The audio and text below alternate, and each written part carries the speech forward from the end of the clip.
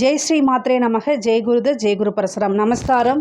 நான் கருவிலேருந்து வல்சலா பண்ணிக்க பிரசன்ன ஜோதிடர். இன்றைக்கி நம்ம தை மாத பலன்கள் மேச ராசிக்கு எப்படி இருக்குன்னு பார்க்க போகிறோம். இந்த மாதம் எப்போ பிறக்குது அப்படின்னா 14/1/2026 புதன்கிழமை பகல் 3:07 இந்த அனுஷ நட்சத்திரத்தில் இந்த மாதம் பிறக்குது. நான் சொல்லக்கூடியது திருக்கணிதப்படி, வாக்கியப்படி வேறு டைமில் பிறக்குது. ஆனால் அனுஷ நட்சத்திரம் புதன்கிழமை தான்.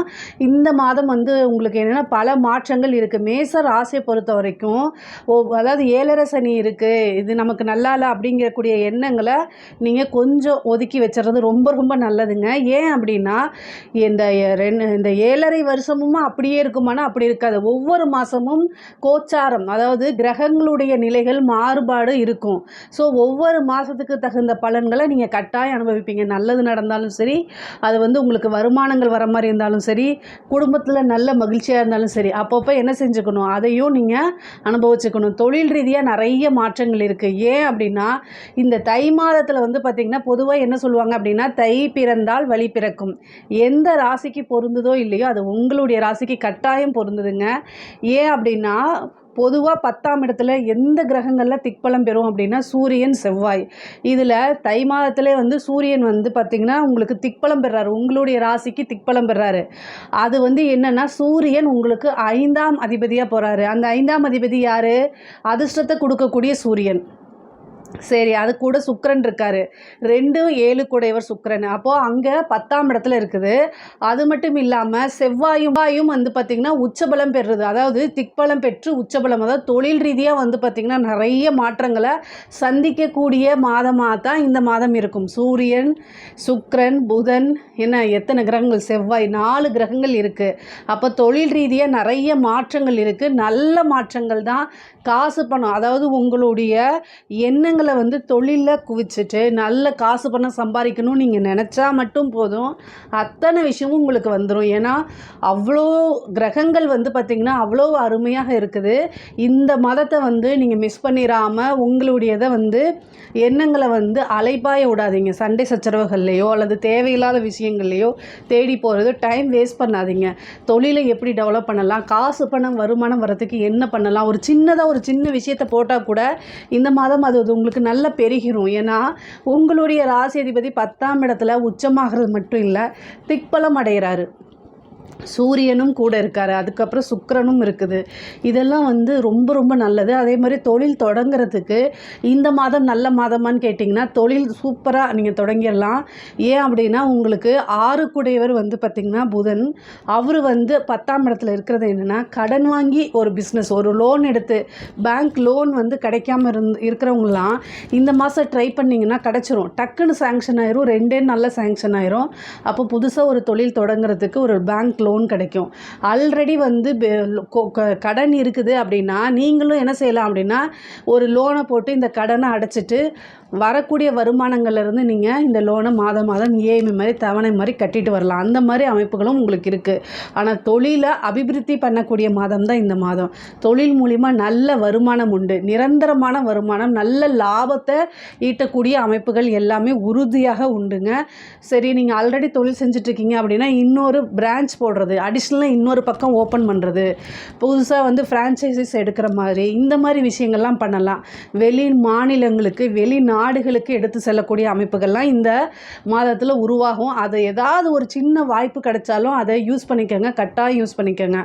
அதே மாதிரி உத்தியோகத்தில் இருக்கவங்களுக்கு, இந்த மேச ராசியை பொறுத்த வரைக்கும் உத்தியோகத்தில் இருக்கவங்களுக்கு ரொம்ப அற்புதமான மாதம் தான். ஏன்னா உங்களுடைய ராசிக்கு 6 கூடைய அதிபதி புதன். அவர் 6ஆம் அதிபதி 10ஆம் இடத்துல போய் புதன் செவ்வாயோடு சேர்ந்துருக்காரு. ஒரு நல்ல அமைப்பு. திடீர்னு பார்த்திங்கன்னா அது என்னென்னா 10ஆம் இடத்துலேருந்து பதவி ஸ்தானம் 4ஆம் இடத்தை பார்க்குது. அப்போது ஒரு நல்ல பதவி, ஒரு நல்ல போஸ்டிங்க்கு நீங்கள் இவ்வளோ நாளாக கடுமையாக உழைச்சதுக்கு ஒரு ப்ரொமோஷன் வராமல் இருந்தால் கூட இந்த டைமில் ப்ரொமோஷன் கிடைக்கிறதுக்கு உண்டான வாய்ப்புகள் இருக்குது. நல்ல ப்ரொமோஷன் கிடைக்கும். அது மட்டும் இல்லாமல் நிறைய ஆப்பர்ச்சுனிட்டிஸ் வரும் உங்களுக்கு. வெளியில் போய் வேறு கம்பெனியில் ஒர்க் பண்ணணுன்னாலும் அது உங்களோட இதுதான். அதே தொழில் ரீதியாக நிறைய பயணங்களை மேற்கொள்கிற மாதிரி இருக்கும்.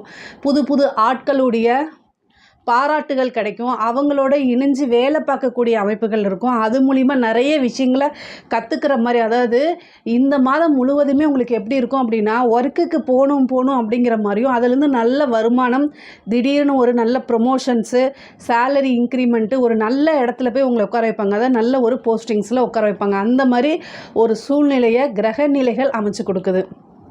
இதுக்கு வந்து நீங்கள் இஷ்ட தெய்வத்தை வழிபாடு பண்ணிக்கோங்க.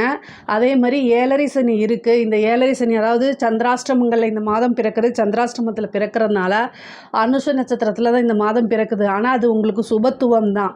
பட் ஆனால் அந்த மாதிரி மன கிளேஷங்கள் இருக்குது அப்படின்னா ஆஞ்சநேயருக்கு 2 நெய் தீபம் போட்டு வழிபாடு பண்ணுங்கள்.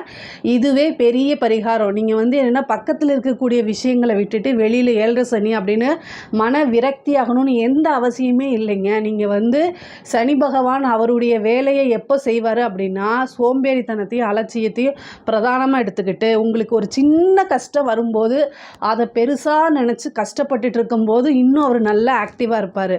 அதெல்லாம் நீ இன்னும் எவ்வளோ கஷ்டம் வேணால் கொடு அப்படின்னு நீங்கள் உறுதியாக இருந்தீங்கன்னு வச்சுக்கோங்களேன், அவரே சரி ஓகே அப்படின்ட்டு ப்ளஸ் பண்ணிவிட்டு போயிடுவார்.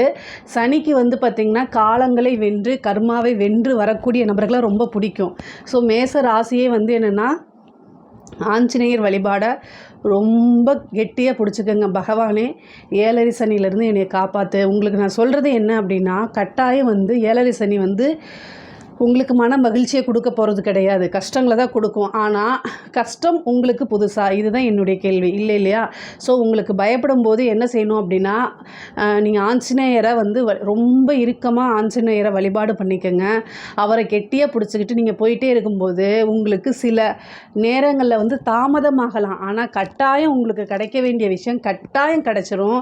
கவலையப்பட வேண்டாம். நம்ம வந்து பொதுவாகவே வந்து பார்த்திங்கன்னா ஒரு ஜாதக ரீதியாகவோ ஒரு ஏழரை சனி, அஷ்டமத்து சனி, அதே மாதிரி வந்து பார்த்திங்கன்னா ராகு கேதுக்கள், இது எல்லாமே அவங்களுடைய வேலையை செஞ்சு தான் ஆகும், அதுலேருந்து மாறவே மாறாது அப்படின்னு இருந்தால் நம்ம கடவுளை கும்பிடணும்னு அவசியம் இல்லை, ஜாதகத்தையும் பார்க்கணுன்னு அவசியம் இல்லை.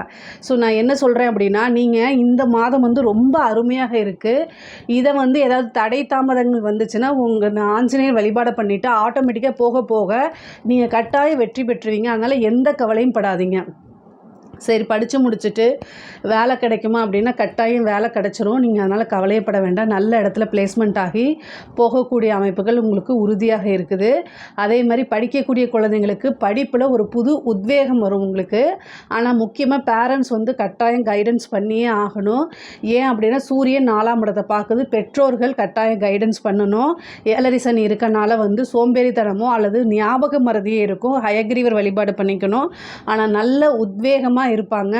படித்தாதான் நம்ம வாழ்க்கையில் முன்னேற முடியக்கூடிய எண்ணங்கள் ஆட்டோமேட்டிக்காகவே உங்களுக்கு வந்துடும். அதனால் கவலைப்பட வேண்டாம். இது மாதிரி பார்ட்னர்ஷிப் போடக்கூடிய விஷயத்தில் கவனங்களோடு இருங்க. புது பார்ட்னர் கிடைக்கிறதுக்கு உண்டான அமைப்புகள்லாம் இருக்குது. அதுக்கப்புறம் வந்து திருமணம் சம்மந்தப்பட்ட விஷயங்கள் பார்த்திங்கன்னா 7ஆம் அதிபதி உங்களுக்கு 10ஆம் இடத்துல இருக்கார். அதனால் வந்து உங்களுக்கு தொழிலில் தான் இந்த மாதம் நீங்கள் கவனமாக இருக்கணும். ஆனால் திடீர்னு ஒரு நல்ல செய்தி வரதுக்கு உண்டான அமைப்புகள் இருக்குது. ஆனால் தொழிலில் கான்சன்ட்ரேட் பண்ணிங்க அப்படின்னா இன்னும் கூடுதலான உங்களுக்கு புது புது விஷயங்கள்லாம் கிடைக்கும். அதனால் வந்து இந்த மாதம் வந்து பொதுவாகவே வந்து தை மாதம் பிறந்துருச்சுன்னா நம்ம வந்து என்ன பண்ணுவோம் அப்படின்னா, அடுத்தது வந்து மேரேஜ் சம்மந்தப்பட்ட விஷயங்கள்லாம் பேசுவோம். ஒரு சிலருக்கு திருமண விஷயங்கள் வரும். ஆனால் தொழிலில் கான்சன்ட்ரேட்டாக பண்ணிங்க அப்படின்னா நெக்ஸ்ட் மந்த் வந்து உங்களுக்கு ஒரு நல்ல செய்தி தானாக தேடி வரதுக்கு உண்டான அமைப்புகள் உறுதியாக இருக்குங்க. புத்திர பாக்கியத்தை பொறுத்த வரைக்கும் 5ஆம் இட அதிபதி 10ஆம் இடத்துல தான் இருக்கார். குலதெய்வ வழிபாடு பண்ணுங்கள். நல்ல விஷயங்கள் கட்டாயம் தேடி வரும். முக்கியமாக இந்த மாதம் நீங்கள் வந்து ஹெல்த் ரீதியாக ரொம்ப கவனமாக இருக்கணும். ஹெல்த் விஷயத்தில் ஏதாவது பிரச்சனை இருக்குது அப்படின்னா அந்த பிரச்சனைகளை எப்படி சரி பண்ணிக்கலாம் அப்படிங்கக்கூடிய விஷயத்தில் ரொம்ப ரொம்ப கவனமாக இருக்கிறது நல்லது. இல்லை அப்படின்னா ஏதாவது ஒரு சின்ன சின்ன பிரச்சனைகள் வரும், மருத்துவ செலவுகள் வரும், கை கால் வலிகள் அல்லது ஏதாவது வந்து மன இறுக்கம் சம்மந்தப்பட்ட பிரச்சனைகள்லாம் வரதுக்குண்டான வாய்ப்பு இருக்குது. குலதெய்வ வழிபாடு, இஷ்ட தெய்வ வழிபாடு, ஆஞ்சநேயர் வழிபாடு, இந்த மூணுமே மாற்றி மாற்றி பண்ணிகிட்டே இருக்கும்போது உங்களுக்கு எந்த வித பிரச்சனையும் இருக்காது. வண்டி வாகனங்களில் போகும்போது ரொம்ப ரொம்ப கவனமாக இருக்கணும். முக்கியமாக பெண்களை பொறுத்த வரைக்கும் நீங்கள் புதுசாக ஏதாவது ஒரு பிஸ்னஸ் ஸ்டார்ட் பண்ணுறீங்க, வீட்டில் இருந்துட்டு ஆன்லைனில் பிஸ்னஸ் பண்ணுறீங்க, ஒரு இன்ஸ்டாவில் இன்ஃப்ளூயன்சராக விரும்புகிறீங்க, இந்த மாதிரி இதுக்கு எல்லாத்துக்குமே ரொம்ப நல்லா இருக்குங்க. தொழிலை பொறுத்த வரைக்கும் நல்லா இருக்குது. உங்களுக்கு நல்ல வருமானம் சம்பாதிக்கக்கூடிய அமைப்புகள் இந்த மாதம் இருக்குது. இதை கட்டாயம் யூஸ் பண்ணிக்கணும். இந்த மாதத்தில் வந்து பார்த்திங்கன்னா கணவர்கிட்ட சண்டை போடுறது, ஆன்லைனில் நம்ம என்ன இதை வாங்கி செலவு பண்ணுறது, இந்த மாதிரி விஷயங்களை விட்டுட்டு நம்ம எப்படி சம்பாதிக்கிறது, நம்மளோட ஏர்னிங்ஸை எப்படி மேலும் மேலும் டெவலப் பண்ணுறது அப்படிங்கிறதுல மட்டும் கான்சன்ட்ரேட் பண்ணிங்கன்னா பல லட்சங்களை இந்த மாதமே நீங்கள் சேர்த்திடலாம். அந்தளவுக்கு கிரக நிலைகள் ரொம்ப நல்லா இருக்குது. உங்களுக்கு தேவைகள் இருக்குது அப்படின்னா கணவர் இருக்கார், நான் இல்லைன்னு சொல்லலை. ஆனால் ஒருத்தங்களை டிபெண்ட் பண்ணுறதை விட நீங்களே ஏர்னிங்ஸ் பண்ணிங்க அப்படின்னா உங்களுக்கு 10 யானைகள் சேர்ந்தால் எவ்வளோ பலம் வருமோ அந்தளவுக்கு இருக்கும். அதனால் கரெக்டாக இந்த மாதத்தை யூஸ் பண்ணிக்கோங்க.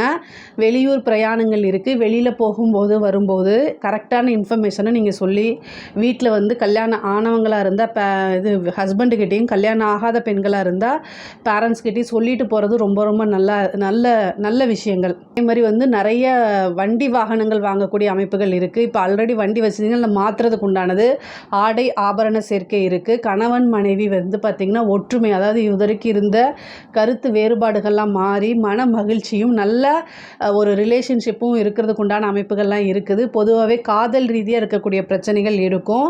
இந்த காதலிக்கிறவங்களுக்கு கட்டாயம் வந்து என்னென்னா புதன் வந்து ராகுவோடு சேரும் காலகட்டத்தில் கட்டாயம் ஒரு பிரச்சனையை சந்திக்கிற மாதிரி வரும். ஆனால் அதுலேருந்து மீண்டு வந்துடுறதுக்கு உண்டான அமைப்புகளும் இருக்குது. அதே மாதிரி அரசாங்கத்துறையில் இருக்கிறவங்களுக்கு நல்ல ஜாக்பாட் இந்த மாதம். அதாவது நீங்கள் வந்து என்னென்னா ஒரு விஷயத்தை நீங்கள் நினச்சிருப்பீங்க, ஆனால் பல விஷயங்கள் கைக்கு வந்துடும் உங்களுக்கு. அதாவது ஒரு 1000 ரூபாய் எதிர்பார்த்தீங்க அப்படின்னா 10,000 ரூபாயாக கிடச்சா எப்படி இருக்கும், அந்த மாதிரி ஒரு அமைப்பு இந்த மாதத்தில் இருக்குது. கரெக்டாக யூஸ் பண்ணிட்டீங்க அப்படின்னா ஒரு நல்ல அமௌண்ட்டை சேர்த்திடலாம். அதை வச்சு நீங்கள் ஒரு ப்ராப்பர்ட்டி வீடு வாங்குறது இந்த மாதிரி வாங்குறதுக்கு உண்டான அமைப்புகள் இருக்குது. நிறைய பேருக்கு வீடு மாற்றங்கள் இருக்குது, புதுசாக வீடு வாங்கக்கூடிய அமைப்புகள் இருக்குது. கலைத்துறை சார்ந்தவங்களுக்குலாம் இது சூப்பரான டைமு. நல்ல முன்னேற்றங்கள், புது புது வாய்ப்புகள் தேடி வரும். நல்ல காசு பணம் சம்பாதிக்கக்கூடியது. அதே மாதிரி மக்கள் மத்தியில் பிரபலியமாகக்கூடிய அமைப்புகள்லாம் இருக்குது. உங்களுக்குன்னு ஒரு பதவிகள் கிடைக்கிறதுக்கு உண்டான அமைப்பு. அரசியல்வாதிகளுக்கு ரொம்ப ரொம்ப சூப்பராக இருக்குங்க. மிகப்பெரிய முன்னேற்றம். உங்களுக்குன்னு கட்சி தலைமையிடம் பாராட்டி அங்கீகாரம் கொடுப்பாங்க, ஒரு நல்ல போஸ்டிங் கொடுப்பாங்க. உங்களுடைய தலைமையில் உங்களுக்கு கீழே வேலை செய்கிற மாதிரி பிரித்து கொடுப்பாங்க. அது மூலிமா நீங்கள் முன்னேற முடியும். மக்களுடைய சப்போர்ட்டும் ஆதரவும் உங்களுக்கு கிடைக்கும். மீடியாவுடைய சப்போர்ட்டுகள் உங்களுக்கு கிடைக்கும். 7.5 சனியில் வந்து பார்த்திங்கன்னா அரசியல் சம்மந்தப்பட்டவங்க ஜெயிக்க முடியுமானா கட்டாயம் ஜெயிக்க முடியும். 7.5 சனி இருந்தால் தான் பொதுமக்களுடைய எப்போல்லாம் வந்து சனி சந்திரன் தொடர்பு வருதோ அந்த டைமில் தான் பொதுமக்களுடைய ஆதரவு வந்து அபரிதமாக இருக்கும். அதனால் இந்த டைமை கரெக்டாக யூஸ் பண்ணிக்கிட்டீங்க அப்படின்னா நீங்கள் வந்து மக்களால் அங்கீகரிக்கப்பட்ட ஒரு நபராக மாறுவீங்க. அது வரலாற்றில் இடம் பிடிக்கிறதுக்கு உண்டான அமைப்புகள்லாம் மாறும். பொதுவாகவே மேச ராசியை பொறுத்த வரைக்கும் பொருளாதார ரீதியாக இந்த மாதம் ரொம்ப ரொம்ப சூப்பராக இருக்குது. இதில் ஏதாவது சந்தேகங்கள் இருக்குது அப்படின்னா கமெண்ட்ஸில் கேளுங்க, கட்டாயம் நான் ஆன்சர் பண்ணுறேன். நம்மளுடைய சேனலை லைக் பண்ணுங்கள், ஷேர் பண்ணுங்கள், சப்ஸ்கிரைப் பண்ணுங்கள். நன்றி, வணக்கம்.